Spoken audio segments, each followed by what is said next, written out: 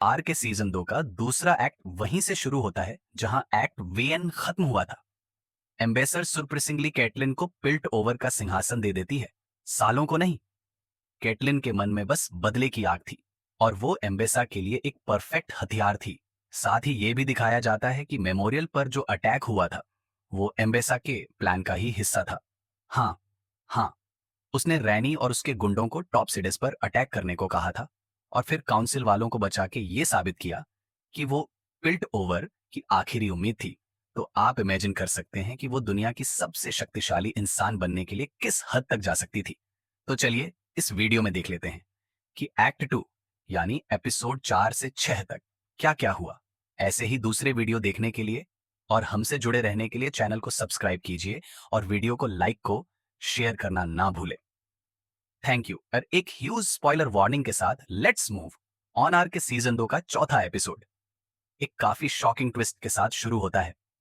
Zinc अब under city के लिए एक हीरो बन चुकी है और बच्चे बच्चे तक उसका स्टाइल, अंदाज, यहां तक कि हेयर स्टाइल को भी कॉपी करते हुए दिखते हैं।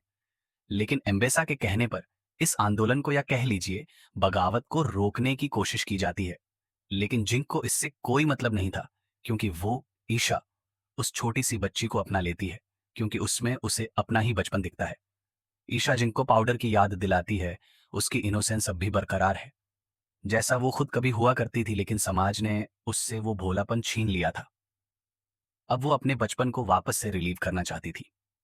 किडलीन अपने मेंशन स्किल की मीटिंग से परेशान है। अब वो बिल टॉवर की इकलौती लीडर है और इसका बोझ महसूस होने पर वो घबरा जाती है। साथ ही उसे अपनी मां की लेगेसी को भी बरकरार रखना था। कैडलिन अब ऑफिसर नूलेन के करीब आ गई है, लेकिन उसकी जिंक की खोज और उसे बदला लेने का जज्बा अब तक कम नहीं हुआ।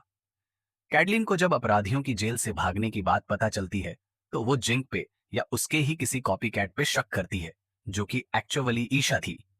एम्बेसा कैटलिन से मिलने आती है और उसकी की रिलेशनशिप के बारे में पता चलने पर नाराज होती है। लोग वेंडर के स्टेट्यू के पास इकट्ठा होते हैं जिंक के प्रति अपना प्यार जताने के लिए, लेकिन एम्बेसा और उसके लोगों को भी ये इंफॉर्मेशन मिल जाती है। जैसे वो अंडर सिटी के भगोड़े कैदियों को टॉर्चर करके वापस पकड़ लेते हैं, लेकिन वहां जिंक नहीं बल्कि ईशा आती है। वो एक नीला फेर जला के सबको मोटिवेट करती है और सारे पिछड़े वर्ग के लोग एक आसमान तले इकट्ठा हो जाते हैं। लेकिन तभी वहां इन्फोर्सर्स आ जाते हैं और सबको अरेस्ट कर लेते हैं। ईशा इस इनजस्टिस को होता देख कुछ करने का डिसाइड करती है। वो लड़ाई में हिस्सा लेती है और सिंस्ट के वहां आने से और उसके शरीर से खून बहने से एंडर सिटी का सीक्रेट वेपन यानी वर्विक जाग उठता है। सेविका जिंक के अड्डे तक पहुंचती है और उसे सिचुएशन के बारे में अपडेट देती है और ये भी बताती है कि ईशा को पकड़ लिया गया है। लेकिन क्या उसमें सिंस्ट ईशा से कहता है कि वो लोग यहां से जल्दी छूट जाएंगे क्योंकि उसका वर्बिक अपने मास्टर की खून की खुशबू को फॉलो करते हुए स्टिल वेटर होल्ड यानी अंडर सिटी के कैद खाने तक नाली के रास्ते से जल्द ही पहुंच रहा है। इधर जिंक एक एनफोर्सर बनकर सेविका के साथ जेल के अंदर घुस जाती है और जब सब कैदियों को वो आजाद कर देती है, वो ये सब जिंक को देख के उसकी मदद और ब्रेवरी को अप्रिशिएट से और एक्नॉलेज करते हैं। लेकिन तभी सेंस का वॉर एक नीचे बेसमेंट में उतरता है और रास्ते में आने वाले हर एक इन्फोसिस को मार गिराता है और सीधा जिंक की तरफ बढ़ता है। जिंक ईशा और सेविका को बचाने के लिए खुद उस जानवर से लड़ती है, लेकिन तभी कुछ अजीब सा होता है। वो जानवर वेंडर की आवाज में जिंक को पाउडर कह के बुलाता है। हमें इसके बाद मालूम पड़ता है कि वह अंडर सिटी के अंडरग्राउंड बॉक्सिंग ग्राउंड्स में अपना किस्मत आजमा रही है। ना वेंडर, ना पाउडर और ना ही अब कोई भी उसके साथ नहीं है। वो एकदम अकेली है। लेकिन लड़ाई की बात जब वो उठती है तो उसे पता चलता है कि जिंक उसके पास बैठी है। जिंक उसे बताती है कि वेंडर वापस आ गया है और उसे उन दोनों की मदद की इसकी जरूरत है। फाइव को ये जिंक का एक और गंदा मजाक लगता है, लेकिन वेंडर उसकी कमजोरी थी तो वो ये रिस्क उठा लेता है। इधर कीट जेल पहुंचती है और वॉरविक की तबाही अपने आंखों से देखती है। स्टिल अब भी जेल की सेल में कैद है। उसने दूसरों के साथ भागकर जेल छोड़ने के बजाय यही रुकने का फैसला किया है और मैं साथ तभी अपना पॉलिटिक्स खेलती है क्योंकि उसे इस एक्सट्रीम पावर का राज जानना था। तो वो को इम्यूनिटी और एक एस्टीमेट एडवाइजर बनाने का वादा करती है, लेकिन उसे वॉरविक चाहिए था। पर अब को लगता है कि उसका आविष्कार सिर्फ उसके इशारों पे नहीं नाचने वाला। उसके अंदर का वेंडर कुछ हद तक जाग गया है, जिसका कारण जिंक और विहाई है। अपने वर्कशॉप में कि एक एक डॉक्टर से बात करती है और जल्द ही रियलाइज करते हैं कि ये डॉक्टर कोई और नहीं बल्कि कॉरिनर एबक है, जिस देश श्यूमर को बनाया था। ये डॉक्टर इस बात से इनकार भी नहीं करता। इसी बीच एक ब्लैक रोज कैद खाने में उठती है। वह उसे बंदी बनाने वाले मेंटल मैनिपुलेशन के तरीकों का इस्तेमाल करते हैं। जो कई डरावने फिजन उसे दिखाते हैं, वो अकेली नहीं है। उसके साथ एक और है, और आदमी भी है, जो शायद उसका खोया हुआ भाई किनो है। किनो को भी एम्बेसा से कोई लगाव नहीं है, क्योंकि कुछ नोबेल फोक के साथ लड़ाई की बात उसने एम्बेसा के एक अफेयर के रूम में सुने थे। जब उसने इसके बारे में और पता लगाया, तो उसे पता चला कि एम्बेसा का एक और बच्चा भी है। यहाँ इस बात की तरफ इशारा किया जाता है कि वो बच्चा बेल हो सकती है कि निनो। ये भी बताता है कि ये जगह जिसमें वो कैद है, एक ओकुलरम है। कहते हैं कि पुराने समय के लोगों ने इन कमरों को बनाया था ताकि झूठे नपियों को कैद कर सके, और उसकी हरकतें देखकर मिल को जल्दी समझ आता है कुछ तो गलत है। जब इन सब विशंस की सच्चाई समझकर प्रॉपरली जगती है, वो काफी सारे चीज से बंधी होती है, लेकिन अपने अंदरूनी शक्तियां का इस्तेमाल करके वो खुद को छुड़ा लेती है। इसी बीच व्हाइट जिंक और ईशा के साथ बेसमेंट में जाती है। वो कुछ तस्वीरें देखकर हैरान हो जाती है कि जिंक अब भी यहाँ एक आशा की किरण बन गई है। जिंक और व्हाइट चैनल्स के अंदर जाते हैं। दोनों के बीच बहस और हाथापाई भी होती है, लेकिन ये भी क्लियर हो जाता है कि दोनों के दिल में वेंडर के लिए अटूट प्यार है। तभी वॉल लॉक या वेंडर उनके सामने आता है और वापस एक लड़ाई होती है। लेकिन जब वाई उसके नाम से पुकारना है, उस जानवर के अंदर का वेंडर जाग जाता है और नॉस्टैल्जिक ट्रांस में कहीं खो जाता है। उस फ्लैशबैक में हम वहाई और जिंक की मां फ्लेशिया को देखते हैं, और ये भी जान पाते हैं कि वेंडर नहीं, सिक्कों की मौजूदगी में वायलेट का नामकरण किया था। अब वे सब एक दूसरे को गले लगाते हैं, और फाइनली इस परिवार का एक रियूनियन होता है, जहां ईशा भी अब एक नए मेंबर हैं। दूसरी तरफ जीस और विक्टर एक बार फिर मिलते हैं। विक्टर हेक्टेज की वजह से स्टेलो के साथ जुड़ जाता है और जीस को अपनी अकॉम्प्लिशमेंट्स देखने के लिए वहां बुलाता है। विक्टर हेक्टेज को तो लोगों के हवाले कर चुका है, लेकिन जी इस फैसले के खिलाफ है, जी उसे जाने से रोकता है और अपने हथौड़े से उसे मार भी देता है। हम इसके बाद विक्टोरस काई को देखते हैं, जो शायद अब हेक्टेज का हिस्सा बन चुकी है और उसे वाइल्ड रूम और फ्लॉलेस क्यूज के बारे में बताती है। एथर स्विच्ड एम्बेसा और कैटलिन को बताता है कि वार्विक ऑल जॉन में है और सच में जीन्स भाई।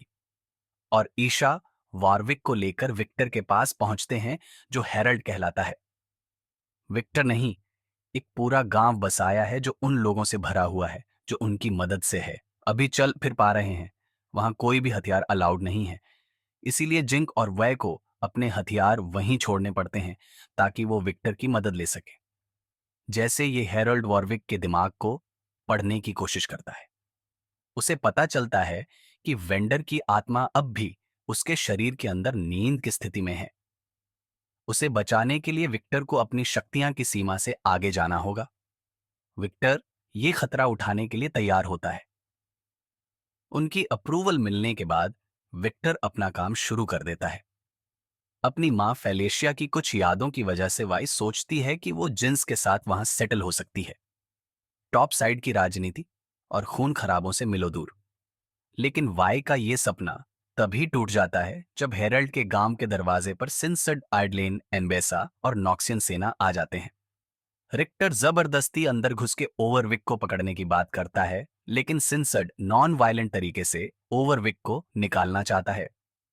जब सिंसड विक्टर से मिलता है, वो पॉइंट आउट करता है कि विक्टर की हेक्स पावर सर्वर इस्तेमाल करने पर उसे प्रॉब्लम्स हो रहे हैं, और इससे छुटकारा पाने के लिए उसे अपने आप को वर्डविक के खून का इंजेक्शन लगाना चाहिए। इसका मतलब यह है कि सिंस ने वर्विक को शायद इसीलिए बनाया था ताकि वो इस जानवर के खून का इस्तेमाल करके अपनी बेटी को एक नई जिंदगी दे सके। लेकिन विक्टर इस भयानक एक्सपेरिमेंट का हिस्सा बनने से इनकार कर देता है और सीन्स पे ये कहता है कि वो वहां से चला जाए ताकि वो शांति से वेंडर को बचा सके। सीन्स विक्टर की डिमांड को मान लेता है और नॉक्सियन कैंप की तरफ लौटता है, जहां भाई उसका पीछा करती है और उसे एम्बेसा के पास ली जा जाता है। लेकिन ये सब एक प्लान का हिस्सा था, जहां भाई एम्बेसा को कैद करके अपने बाप को सीन्स के प्लान से बचाने की कोशिश करती है। इसी बीच सीन्स वॉरविक को अपनी एक और इंजेक्शन देने की कोशिश करता है, जो विक्टर को वेंडर को बचाने से रोक देगा। लेकिन कैटलिन उसे इस प्लान को अंजाम देने से रोक लेती है। जब को मारने की कोशिश करता है, जिंक दूर से अपनी बंदूक का इस्तेमाल करके उस पे गोली चलाती है, जिससे को भागने का मौका मिल जाता है। अंत में जेज हेरेल के गांव पहुंचता है और अपना हथौड़ा अपने दोस्त के सीने में हार्मोनी देता है।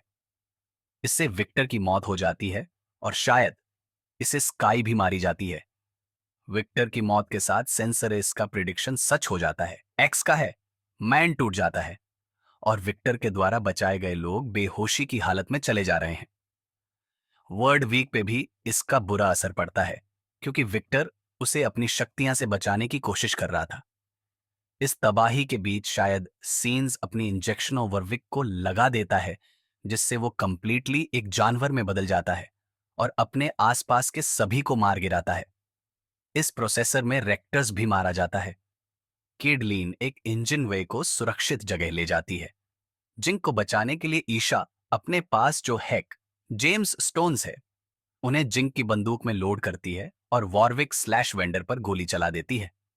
इससे एक बड़ा विस्फोट होता है, जो शायद वेंडर और उसके दोस्तों को मार गिराता है। वेंडर अतीत को दर्शाता था और ईशा भविष्य को। जिंक इन दोनों को बचाने की कोशिश कर रही थी, लेकिन बदकिस्मती से उसने दोनों को खो दिए। अब जिंक सरवाइव का सामना बाकी की दुनिया से एक्ट में क्या होगा, ये जानने के लिए हमें अगले हफ्ते तक का इंतजार करना पड़ेगा। हे, इस वीडियो को देखने के लिए शुक्रिया। आर के सीजन 2 एक्ट 2 देखने का आपके एक्सपीरियंस के बारे में कमेंट सेक्शन में जरूर शेयर करें। सिरेबस सीरीज के वीकली डोज के लिए लाइक बटन दबाएं और हमारे चैनल को सब्सक्राइब करें। अगले वीडियो भी मिलता है और फिलहाल के लिए we are sending off good bye and